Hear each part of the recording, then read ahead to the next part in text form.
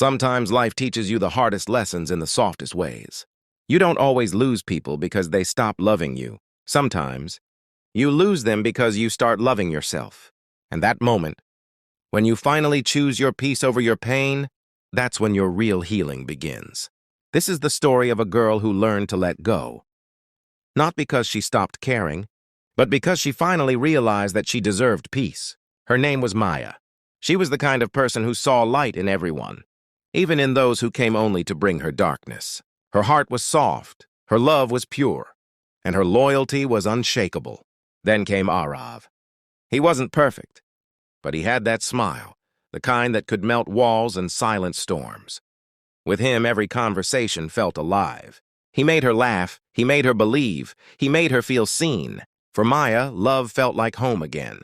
She started to build her world around him, her mornings, her nights, her dreams. Everything began and ended with his name. She thought she had found forever.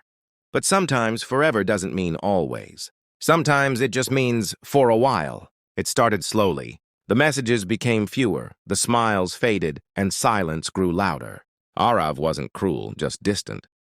He'd forget the little things, cancel plans, and when she asked what was wrong, he'd say, "You're overthinking again." And maybe she was. But her heart knew the truth long before her mind could admit it. The connection she once felt was slipping away. Maya tried to hold on tighter. She thought if she loved him enough, maybe things would go back to how they were. But love doesn't work like that. The more she gave, the less she received. The more she tried to save it, the more she lost herself. One night, Maya sat alone, surrounded by memories that now felt like ghosts. The laughter in those pictures didn't feel real anymore. She looked at herself in the mirror and whispered, "Why am I trying so hard to stay where I'm not wanted?" And in that moment of honesty, she realized something powerful. That holding on doesn't always make you strong. Sometimes it makes you weak enough to forget your worth. She had spent so long chasing a version of love that only existed in her mind. But love isn't supposed to hurt this much. It isn't supposed to make you feel small. That night, for the first time in a long time, she let herself cry.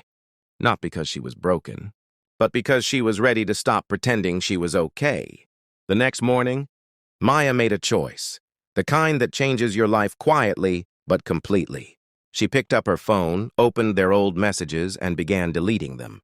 One by one, each delete was a goodbye. Not to him, but to the pain, the waiting, the false hope. She didn't hate him. She didn't blame him. She just accepted that some people are only meant to teach us how to love ourselves. Letting go wasn't instant. It came in waves, some small, some crashing. But each wave washed away a piece of her pain, until only peace remained. She stopped checking his updates. She stopped replaying conversations in her head. She started focusing on herself, her peace, her growth, her freedom. And that's when she began to heal. Months passed. Maya started living again. She rediscovered the little joys, morning sunlight on her face, coffee that tasted like calm, walks that didn't end in tears. She learned that solitude wasn't loneliness, it was clarity. That silence wasn't emptiness, it was peace. There were still days when memories hurt, but this time she didn't run from them. She smiled, whispered, "Thank you for the lesson," and kept moving forward. Because the truth is, not every ending is a loss. Sometimes it's a return to yourself, to your strength, to your peace. Maya's story is not just hers. It's mine. It's yours. It's everyone's who has ever loved someone more than themselves. If you're still holding on to someone who only gives you pain, it's time to stop asking, "Why did they leave?" and start asking, "Why am I still staying?" Letting go doesn't mean you stopped caring. It means you finally care enough about yourself. Don't fight for a place in someone's life who can't even see your worth. Stop bleeding for people who never even tried to understand your pain. Because peace will never live in the same house as chaos. And when you finally learn that, you'll walk away not in anger, but with quiet strength. Because peace is priceless, and pain isn't love.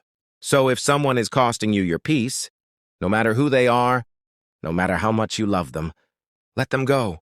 You deserve calm days. You deserve honest love. You deserve to rest in peace, not pieces. Let them go. Not for them, but for you. Because you deserve peace, not pain. Subscribe to Will Power Stories and turn pain into power.